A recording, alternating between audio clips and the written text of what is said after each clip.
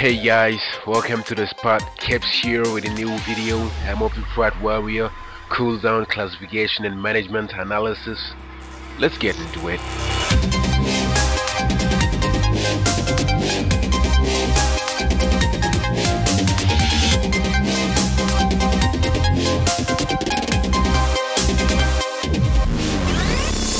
Okay, so in this second part, we'll learn how to manage our different cities, when and why to use what, outline some of the common mistakes made when it comes to city management, and how to avoid them, then finish with a couple of city rotations useful on cyclic fights, such as Xanos or Yo Sarge or even Madness back in DS.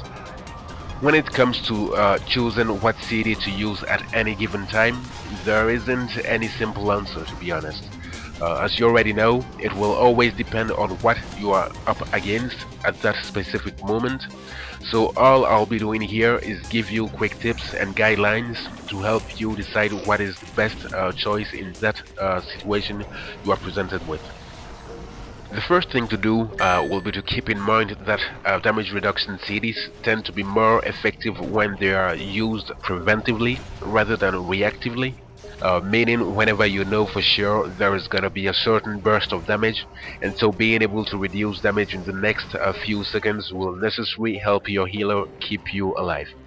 For example, if you pull a big pack of MOPs and you know for sure you are gonna take a burst of damage, don't be afraid to pop your shield wall right away, even a second before the first hit, rather than to wait till your life starts dropping dangerously before actually using it, as by that time you'd either be already dead because you weren't able to survive that initial burst, or you would have surprised your healer so much that using your shield wall then doesn't make any significant difference anymore. This also goes for bosses' predictable special abilities. Don't hesitate to use that shield wall right before a special phase or burst you can anticipate, rather than when your life is already too low. Common sense, you might think, but it's really actually very easy to get a bit too greedy with cities and die when most of your abilities are still up and ready to be used. The second thing to do will be to use your short time cities as much as possible, and even very close to your max uptime. I've come to see that trying to keep them too long and sitting on those short time cities for the most appropriate time often makes them much less effective than otherwise, by losing too much of their max uptime, for example. So this also doesn't mean you should blindly spam them and use them even if they are completely unnecessary. If you are not keeping one of them for a specific and predictable burst of damage you know is coming, then it's best to use them in a simple rotation to smoothen your overall damage taken as much as possible. What I usually do is use a short time CD like Demoralize and Shout, or Disarm, or even Spell Reflection if I'm dealing with a caster, whenever I feel I'm gonna be missing my shield block or barrier for a couple of seconds, and so prevent any real damage spike during that time. Try using them in between your shielding abilities thus, so you never remain completely unprotected when you can. Don't neglect your healing abilities neither. Independent Victory and Enrage Regeneration can both be added to the bunch to complete a simple rotation and remain protected at all time. Now, the third tip I can give you is about your panic buttons. Simply use them as such and don't try to replace them with your damage reduction ones, as they are simply not designed for panicking movements. As we saw in the part 1 of this analysis, healing abilities and health increasing CD like Last Stand and Enrage Regeneration will always be our best panic buttons, and those represent our real reactive abilities, not the damage reduction ones.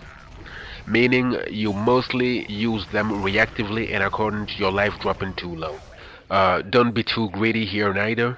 Better be dead because you have no CD left than be dead with all of your abilities up and ready. And that's about it really. Let's see now how we can arrange all of these in a CD rotation for cyclic fights like Yo Sarge and Xanos.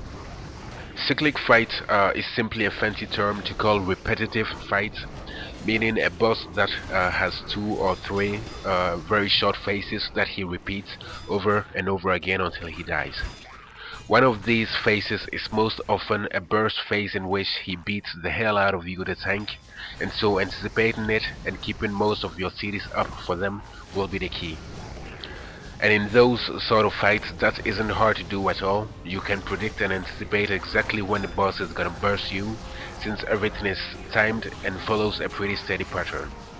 When Your Sarge and Xana's Heroic was first released, for example, the only way a Prot warrior could survive them was to have an extremely accurate city rotation for each single one of their burst phases. And so in those type of fight, planning everything in advance and having a pretty solid and accurate city rotation is simply the only way to survive. In this last section thus, I'll be proposing a 1-minute cooldown rotation for exactly that, meaning you'll have a set of CD covering about 20 to 30 seconds of a given burst, every single minute of the fight. Here is how it looks like. Number 1 is the strongest rotation since it has our 2 strongest damage reduction abilities in it.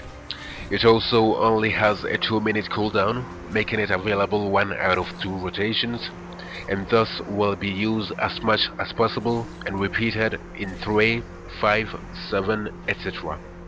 Number 2 is almost as good as number 1, and with a proper use of avatar can even be just as strong.